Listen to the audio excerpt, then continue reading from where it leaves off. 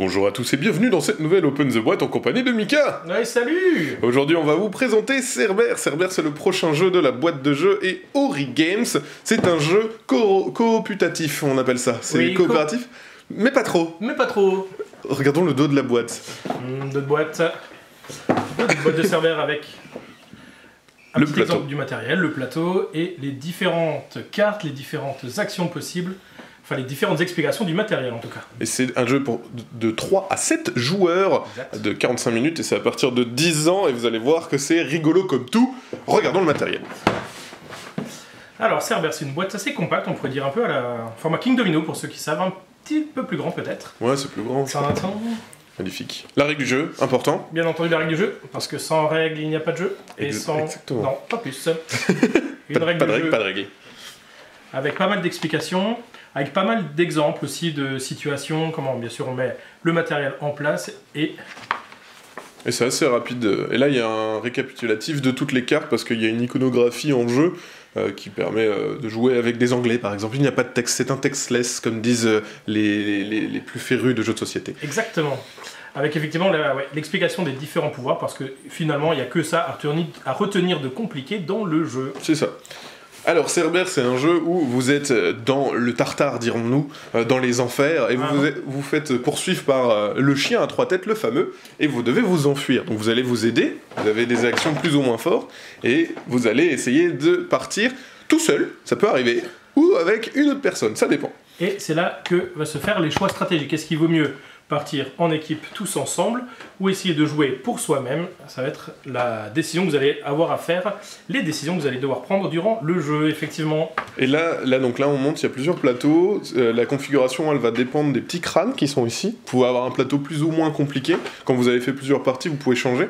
Et voilà, c'est recto verso, avec différentes règles qui s'appliquent, avec notamment des téléporteurs, des fois qu'on va pouvoir bloquer, parce que c'est vraiment un jeu où on va se déplacer de case en case avec ses pions, et l'idée c'est de renouveler les parties en fonction du terrain que vous allez mettre. Effectivement, tous les aventuriers vont partir d'ici même, et vont essayer d'aller ah oui, je suis complètement... et vont essayer d'aller effectivement passer le Styx qui est tout au bout, donc passer le cheminement des différentes dalles, avec sur les dalles différentes cases actions différentes. C'est ça. Et ce qui est drôle, c'est que vous avez le Cerber qui vous poursuit, et si vous vous faites bouffer, vous n'êtes pas juste éliminé. Et non. Vous jouez le Cerber, et c'est à vous de bouffer les autres. Donc même si on s'est fait bouffer par le Cerber, on peut gagner en mangeant les autres. Donc regardons alors voilà, il y a plusieurs tuiles, donc là on peut tout montrer. Avec différents pouvoirs, ce qu'on disait. Des cases plus longues, parce que bien sûr on va déplacer les autres, on va pas que déplacer son pion. Voilà. Magnifique. Ici avec une espèce de crémaillère, quoi, de petit pont. Ici voilà un passage. Le téléporteur. Le fameux téléporteur. Et qu'est-ce qu'on trouve encore dans la boîte?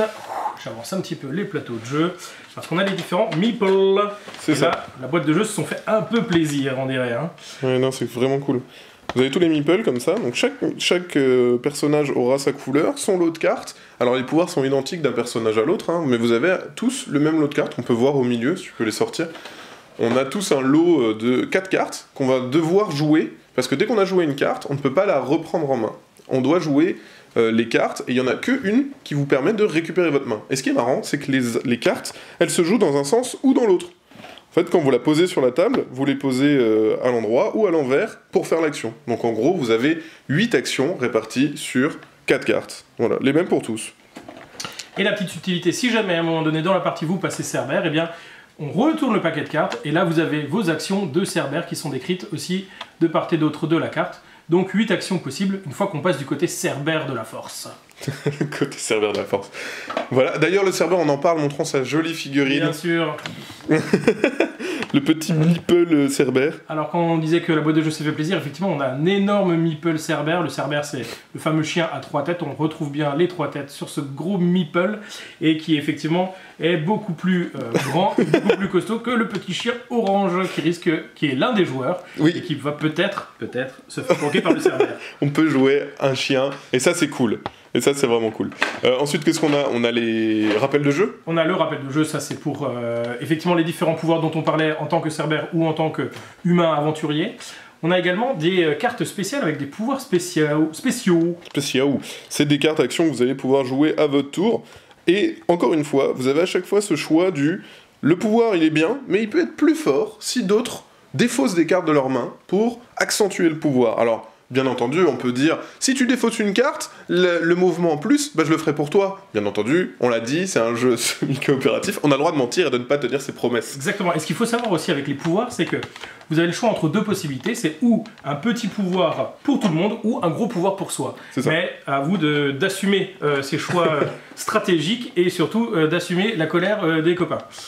Ensuite, il y a les cartes pouvoir aussi pour le Cerbère, donc c'est la même chose, mais pour le Cerbère. Donc quand vous jouez le Cerbère, vous avez aussi le droit à des cartes actions, qui permettent, entre autres, de rattraper plus rapidement les autres joueurs. Et enfin, dans le matériel, ce que l'on trouve, c'est les barques. 3 barques avec des points d'interrogation au dos. C'est ça. Pourquoi, Maxime? Est-ce que tu peux nous dire pourquoi, ou est-ce que tu veux que je le dise? Parce qu'il y a les barques, en fait, à la fin. Le but, c'est d'arriver au bout de la piste. Vous avez les 3 barques qui sont positionnées, et elles ont plus ou moins de place. Donc à la fin, on le disait, vous pouvez gagner seul ou à plusieurs. Tout dépend du nombre de places dans la barque. Dès qu'on arrive sur la dernière tuile, on révèle la première. On voit, il y a 2 places, donc 2 personnes pourront s'enfuir dans le bateau. Effectivement, et un des pouvoirs du jeu, ça va être de modifier le sens des barques, de savoir quelle barque va être ouverte, les 2 autres vont s'enfuir, en sachant que la barque est définitivement dévoilée une fois qu'on commence à cette partie du plateau, donc à quelques cases de la fin, histoire de faire un dernier goût de Travalcar à ses copains. Et on n'a pas parlé d'un dernier truc, un petit côté, pas legacy, mais presque comme dans les jeux vidéo, des achievements, sous le thermoformage. Eh oui, petite subtilité, tu peux soulever le thermoformage. Il y en a également autour de la boîte, hein, déjà en fonction des niveaux de difficulté. Et justement, c'est le matériel que vous avez sous la boîte qui vous permet de coller des petits stickers. Hop, c'est magique.